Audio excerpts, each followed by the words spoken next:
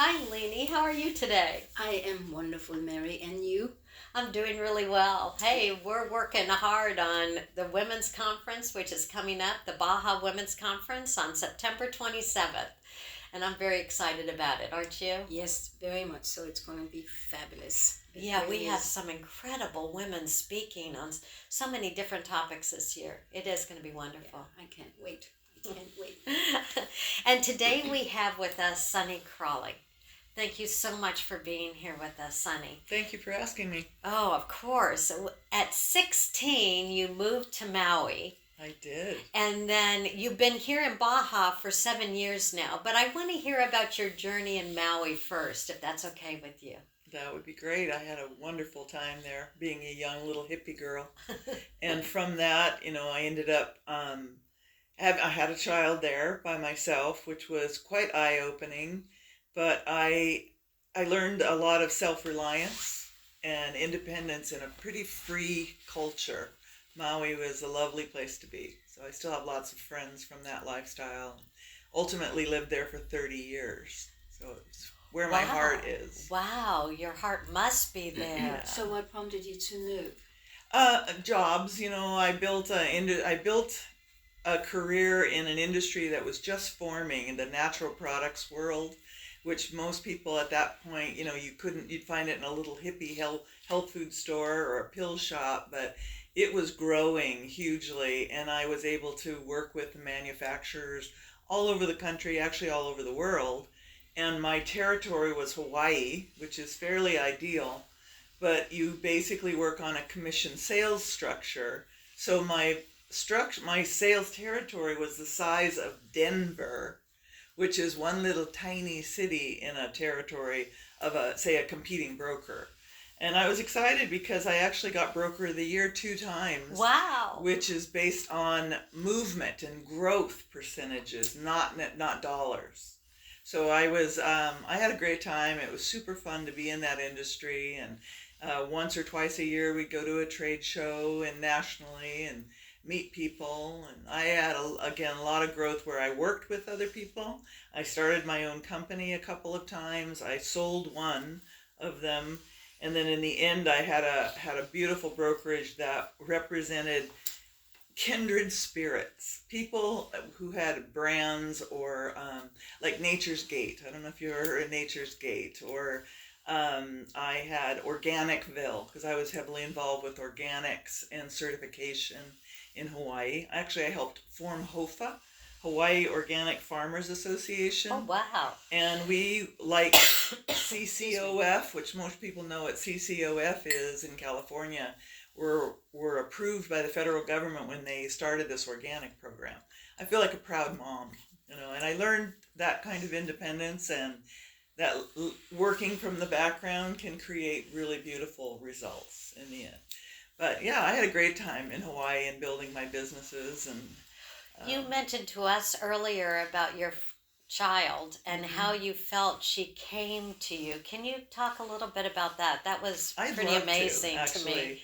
So I studied midwifery too on the side. I helped with 12 births and understood the process of relaxing and accepting, to not hold that energy back. But I remember when I conceived, which was, again, clinically impossible, I felt the spirit enter my body Wow. during the ejaculation, Wow. which is not possible because it takes X amount of hours for those little beasties to find their way to your center. What did But that I feel felt like? her. Can you? It was just overwhelming. I laid there and I just felt this presence. And that was my daughter Maggie, who I dearly love, and she's fiery and independent, and much like her father, who we never had a relationship with because he was untrustworthy. But it was a good experience, again, to be there alone in Hawaii with the support of the community. And but I am amazed at the miracle, of being able to feel the spirit in my body. Yeah. Wow. That must have just been beautiful. It was really. beautiful. I have had a lot of moments like that. I remember a bunch of us in the community started getting, what's that, kidney, there's a disease that you can get for sharing drinks with people. Oh, I don't And know. it's a pretty intense, what is it called? Hepatitis. Hepatitis. And it was going around, and I was born with jaundice. So I was born with kidney problems. And I was worried that it would affect me really badly. And I remember going to this small little church in the backside of Maui and prostrating myself and saying, help me through this, basically. And I heard a voice. And I'm not a Christian, I'm a Buddhist, but I believe in spiritual relationships and strength. And I heard this voice, and it said, I won't give you more than you can handle. And I believed it. There was this, and whether or not that was the Akashic records or my own inner being, I believed that it was something powerfully said to me, and I believed it. And it was true. I was affected, but not very badly. And so I believe in a lot of magical things. Wow. Well, and the belief is what brings it about. Mm-hmm. You have to have that trust and belief.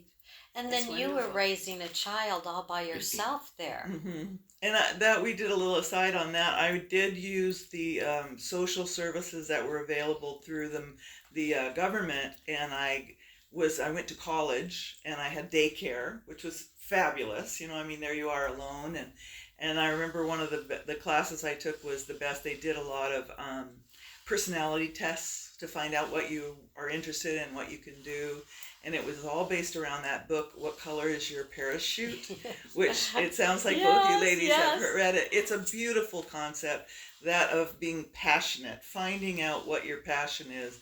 Because in the big picture, that's what you're going to stick to.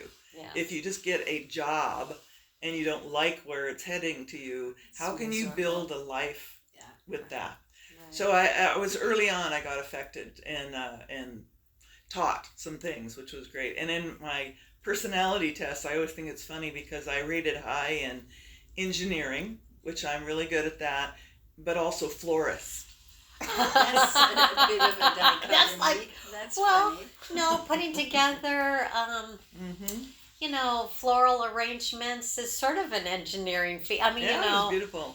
And creative too. Will my sandwiches work as an Yes, engineer? yeah, your sandwiches for our recent tea were pieces of art. Yes, Lainey, they were wonderful. Well, Sunny, and then, so you've had those experiences. What brought you to Mexico, to Baja? Well, I wanted, again, my careers were beautiful and satisfying, but not really high or dollar earnings. So when I retired, I knew that I had a limited income and that I would probably not be able to afford being in Hawaii. So for me, at that time I was in Northern California near both my daughters who had migrated over there and gotten married and had kids. And I spent those 7 years with, I think it was 7 years or 13 years being with my family, which a lot of us women are drawn to go back to be with your children and your grandchildren. So I did that. And then they all got so busy they didn't really need me, I don't think that's true that they didn't need you, but yeah, it sure feels like that. But so then I just started realizing I used to come to Mexico when I was a kid with my parents, and so I found this property. I had built a gypsy trailer too. I don't know if you ever saw that. No. That after I retired, I lived in that and traveled around until my house. I had a double wide mobile home in a really nice senior park that did ultimately sell. And it was, again, a small amount of money. So where could I move? And I did a Zillow search at that time.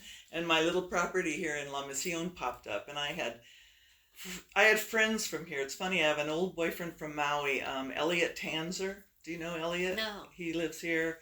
And he was like here, and then my other friend Lois was here. And so I had and Roy and Barbara, who I knew from Maui, were here. So I had this draw to La Misión, and I saw this cute little white cement house for $40,000.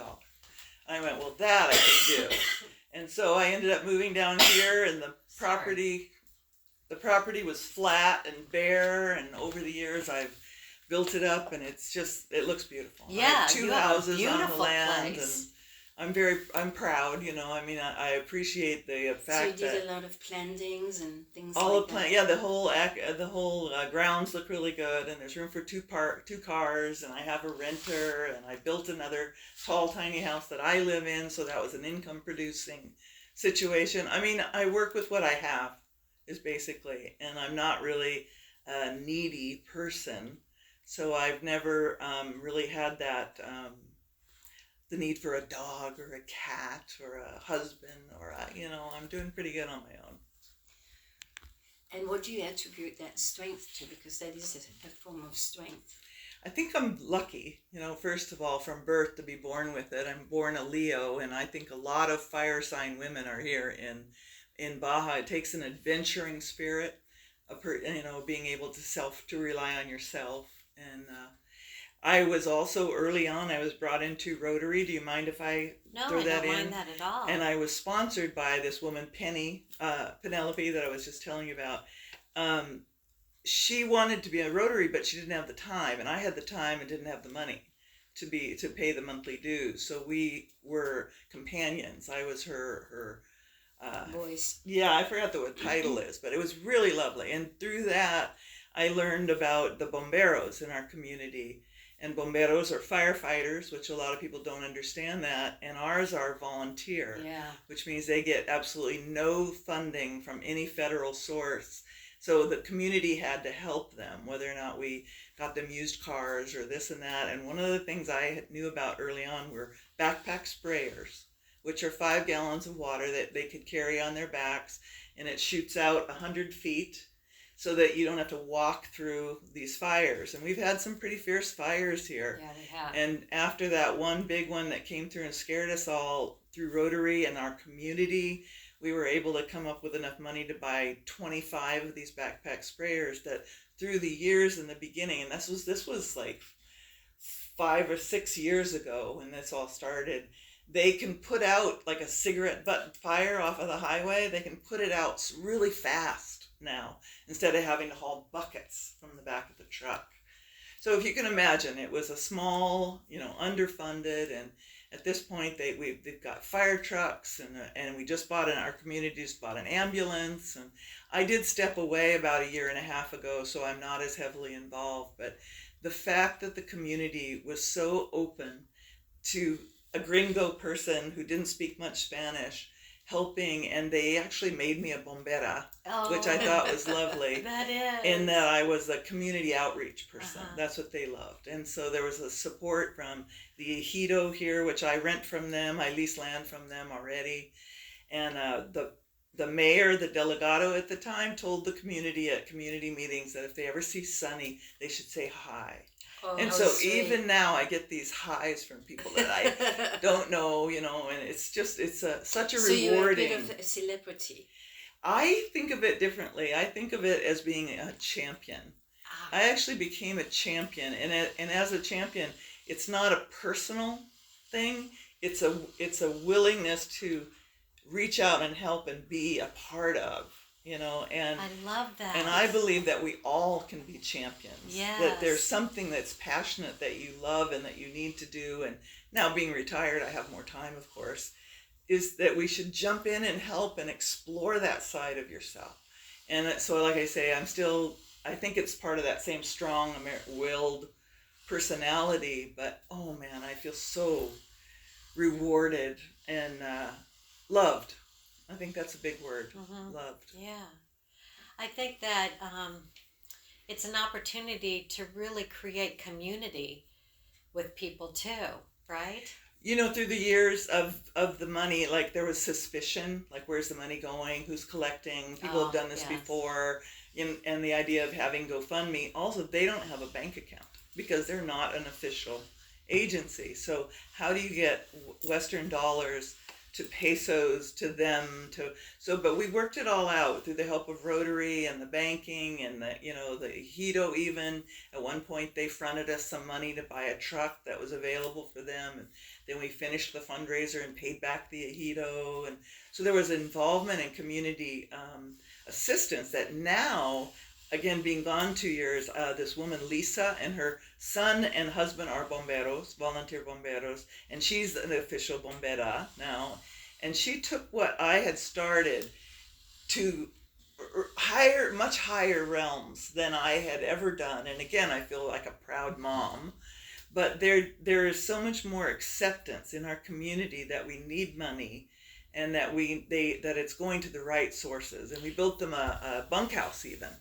Wow. So they have a place to sleep where they used to sleep in these tents, and it's been really fun to watch the growth. And I'm very proud, like I said, that I could help. See, and I think that's wonderful when a community comes together, realizes something that is in need, right? Mm-hmm. That helps everyone. Mm-hmm. And we are stronger in numbers. Yes. Yeah. And then creates a situation where it happens, and then the whole community benefits as a result. So there was one funny thing, like the ambulance was a $20,000 nugget, if you will, a nut. Oh, That's yeah. how high we wanted. They're expensive. And I'd never earned more than, say, $7,000 as a community, as a fundraiser, So here was this $20,000 goal, and in my mind I'm going like, oh my God, I hope we get it. That would be fabulous. And, who's going to pay? And then there were matching funds. People were willing to throw out $1,000 or this and that. There's some wonderful people in this community. But my friend actually fell off of the bluff. I had a personal experience with Cruz Roja has an ambulance service, and we're on the side that's the Ensenada side, so you don't call Rosarito, you call this number. So I had called this number, and oh yeah, we'll be there. And then by the time I got to my friend, because I got one of the first calls. So she fell off a cliff. He fell off of the cliff. Oh, he and let me tell you, if you saw the cliff, well, 30 I feet. happened to be at a friend's house when this all occurred. Mm-hmm. And when we got word that happened, the friend's husband and also a couple of other men in the community who happened to be there immediately got into their cars to go and help or to see what they could do. But my reaction was, because I knew the bluff. I mean, I knew the area. And I looked at my friend and I said, I'm sorry to say this, but I'm sure he's dead. I know. I got a call, like I say, from the son who was the first responder. I thought for sure he had died. And we get there and he's in the middle of the road and the bomberos are all there. And they had called their ambulances and I had called the one in Ensenada. And we're waiting, and they had an emergency EMT. They had an EMT that we've trained in this community, and everybody was helping him, and no ambulances came. Right. And so it was 45 minutes later, and no ambulance came. And finally, Luis, who's the Commodore now, hit the one he had called to find out where they were, and then he took the number that I had called and called them, and they were still 30 minutes out. This was the 4th of July. We have very few ambulances around here, right. So there could have been other calls. You can't just blame the ambulances, but the situation was so dire, and that we did not have an ambulance. So we put him in a van, and somebody drove him off. And at that point, I posted back up about the fundraiser. And it wasn't about the specific person who fell, it was about the experience. Right. And where was that ambulance? And we need this ambulance. And by the next morning, they had been $2,000 short. And by the next mid-morning, they had 2,000 came in. Yeah. So they met their need for getting an ambulance for that area. So I think that, again, as a person here, and whatever you experience in your life, you can passionately represent what's needed on Facebook, which I think is a fabulous tool, and get results that are helpful for the entire community. Yes. So I was really, just so happy, that was able to happen. And somebody called me and said, "Why are you posting this about this person?" And I said, "Well, if you read it, I didn't mention anybody's name. Right. It was about the situation, right, and what we needed." Yeah. So did he survive? Oh, totally. Yes. Bruises, broken bones. He had fractures in his neck and his hands, and he doesn't remember anything about it. Thank God. Yeah. I mean, it's a miracle, really. Yeah. And he has a heart issue. The bluff, because actually, I think it was a week later, a young person, not in the exact same place, but fell off a bluff and died. I mean, really? A similar sort of situation, and he was very, very fortunate. But the bottom line is that people heard the call for a need. Yep. And I think Americans, especially here in Baja, and Mexicans as well, but I think especially the Americans who live here, are really ready to step up and help. Very generous. Yes, and are very generous in their giving, and are champions, who really love this country, Mexico, who love Baja, who love their community, and the Mexicans, who they have as friends and family now, right? And want to help things, want to make things better for everybody. Whatever suspicions that I felt it, you feel this and they're telling you, because I'm a very direct person, and I like it that people tell me the truth. Don't sugarcoat it. If you're worried about donating money, tell me what your reasons are, and that we've gone past that. And now it's to a point where people really get it, and they have become champions themselves. Yeah, that's beautiful. Yeah. Thank You you. sound like you're very fulfilled. I am. I have no regrets, and I've had some tough times, but you just kind of ride it as That's you what ride a has surf. made you where you are now. And you just become better. I mean, I'm older and I'm forgetful and my body aches and all of that stuff, but I'm actually in a position to move back to Hawaii now because I was on a long wait list for housing 1-bedroom duplexes that are based on income, not assets. So with my income, I'll be able to stay there, and my assets from selling my 2 houses is going to make my later part of life a lot easier. Oh, but And- it's so sad for us here in Baja. Well, wait, don't you have a bedroom here, a spare bedroom I can come and visit? Yes, I do, and I would love for you to do that. Oh my gosh, and then I'll have to go to Maui. You're welcome. Oahu. I love Oahu. Oh, you're going to be I'm going to be on the North Shore. Okay. Yeah. When I was there, I had a boat in the harbor, and I was a member of a yacht club and 2 polo clubs because I love horse polo. I've actually followed it all over the world, in Spain, and I've not been to Argentina yet, but someday. And the yacht clubs were really wonderful to be a part of, and I had a friend who was a single guy who was a member of the fancy yacht club, and I was a member of the blue collar yacht club. And you get a significant other pass, and so at those times I had his for his fancy one and he had mine.